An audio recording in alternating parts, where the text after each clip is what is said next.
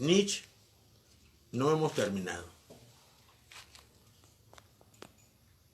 Nietzsche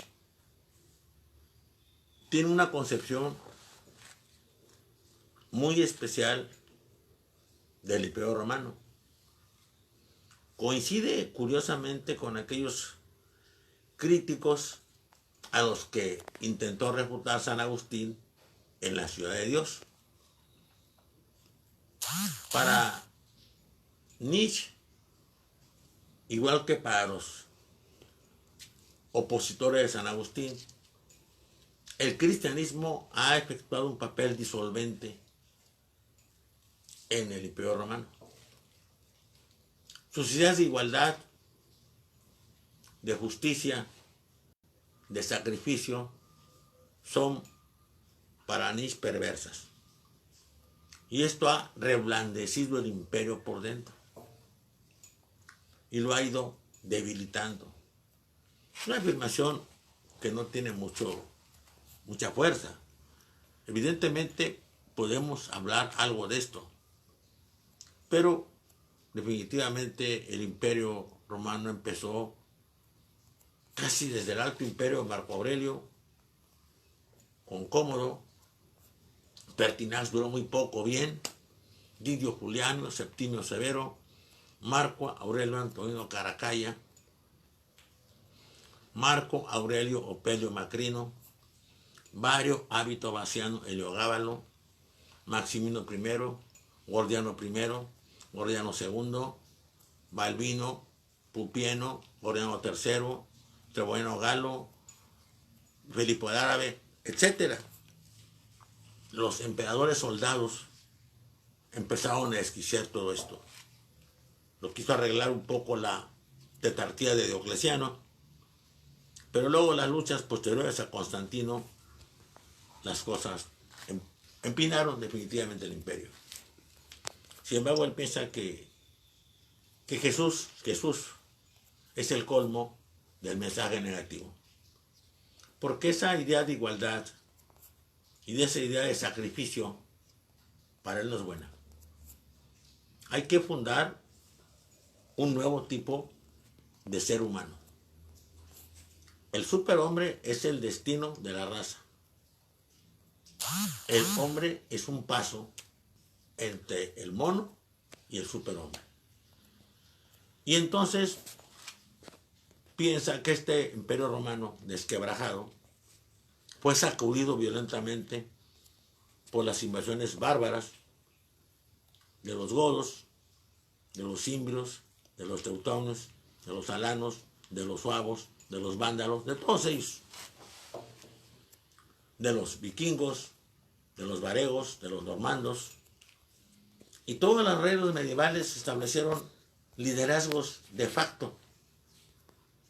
Obviamente está en contra de los países que surgen por contrato.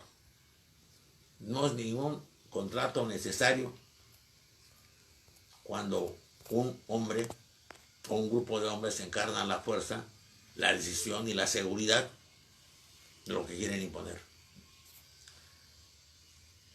Ve el protestantismo como un inicio positivo,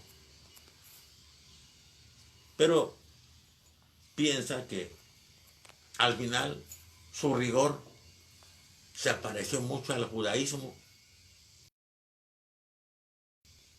debilitó el espíritu de Alemania. Piensa que el catolicismo se la pasó peleando en Italia contra algo que a él le gusta mucho, que a él le llama la atención, que ama, el Renacimiento. El Renacimiento lo ve como la lucha de los artistas, de los intelectuales más brillantes de su época, contra una iglesia católica que se niega a avanzar. Y ojo, coincide mucho con Maquiavelo.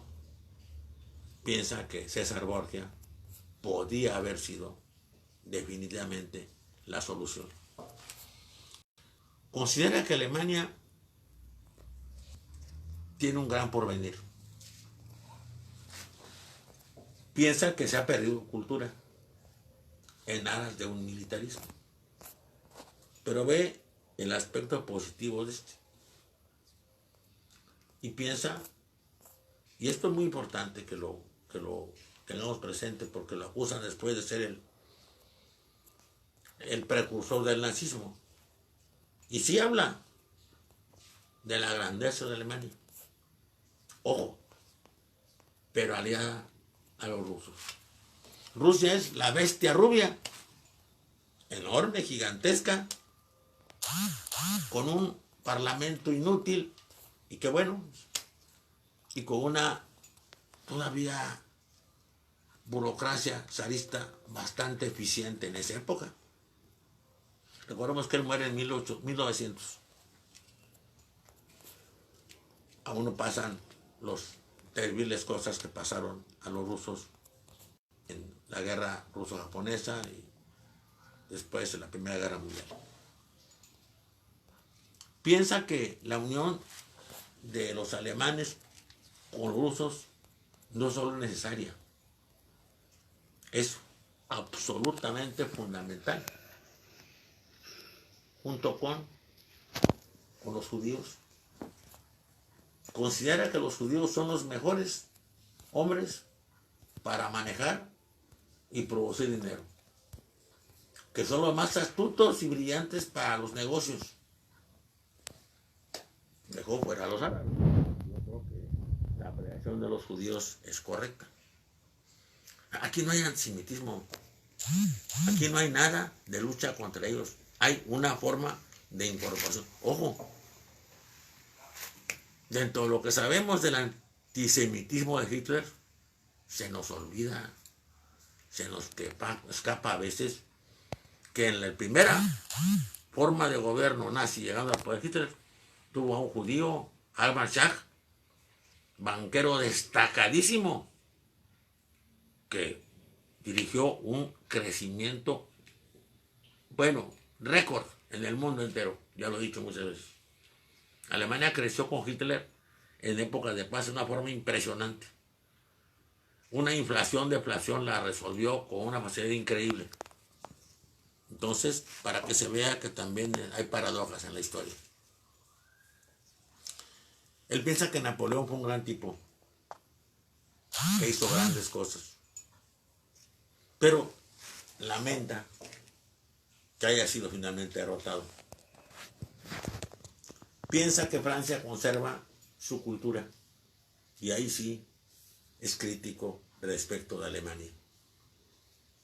Piensa que se acabaron los Goethe, los Beethoven y los Schopenhauer. Mantiene un amor todavía oculto, aunque públicamente diga que lo desilusionó. Todavía hay cosas que mantiene cariño con Schopenhauer y su obra El Mundo como voluntad y como representación. Dice que Inglaterra es responsable de algo terrible: el democratismo que se extendió en Europa. Tiene cierta razón. Las ideas inglesas de democracia, las ideas de John Locke, el de la Revolución Gloriosa, fueron llevadas a Francia por Montesquieu. ¿Se acuerdan cuando hablamos de espíritu de las leyes? ¿Se acuerdan? Porque él tuvo una estadía muy breve en Inglaterra, y cuando estamos muy poco tiempo en un lugar, a veces tenemos la idea, a veces desacertada, de que lo conocemos bien.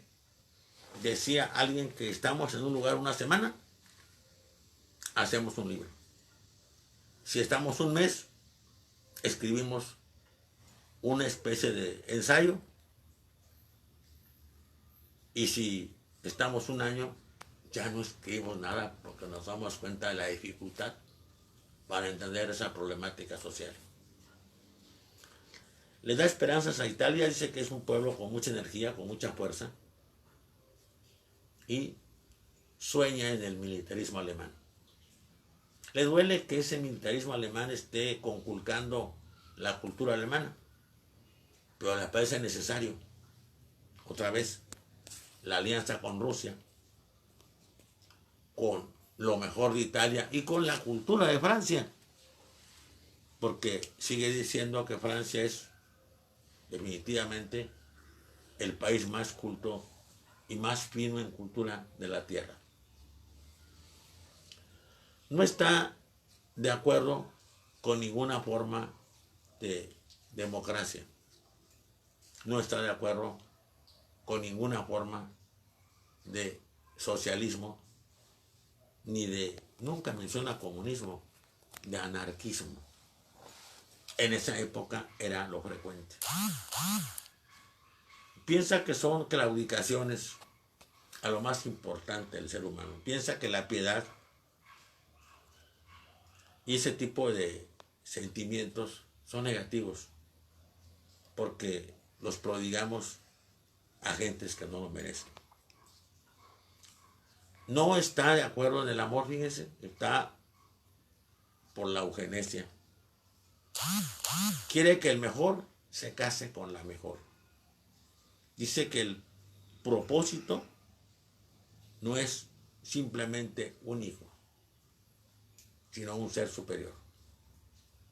Dice que debemos tener muy en cuenta, cuando seamos pareja, la posibilidad de hacer un ser mejor que nosotros siempre y darle todos los elementos para que lo sea.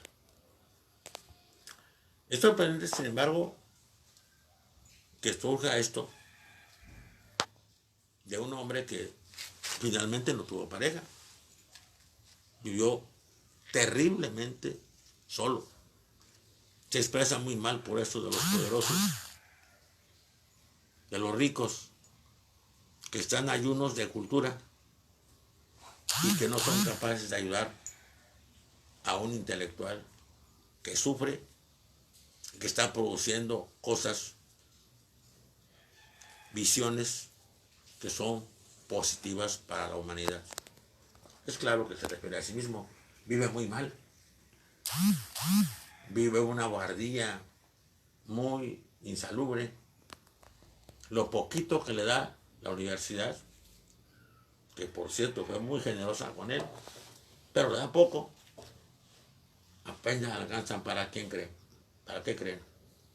Para editar sus libros. Que no se le venden para nada. Cuando uno ve desde hacia Zaratustra, más allá del bien y del mal, genealogía de la moral, el caso Wagner, el ocaso de los ídolos, el anticristo, ex homo y la voluntad de poder, uno se asombra de ver cómo los inicia. Los inicia de una forma impresionante. Fíjense cómo empieza un libro. Quiero recordar. Este libro será para muy pocos. Tal vez no sea para nadie. Tal vez únicamente los que hayan leído mi Zaratustra serán a lo sumo los únicos capaces de entenderle. Me pertenece el pasado mañana. Hay quien hace póstumo. Así empieza el anticristo. Bueno, ni Marx, en el manifiesto del Partido Comunista, empieza de una forma así. Es una forma impresionante, deslumbrante.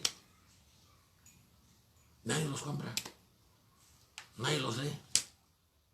Lo leímos nosotros y mi generación, que leíamos libros. Nadie los compra. Le vayan. Son cerca de 50 libros los que publica de Zaratustra. 40 no se venden. Regala 4.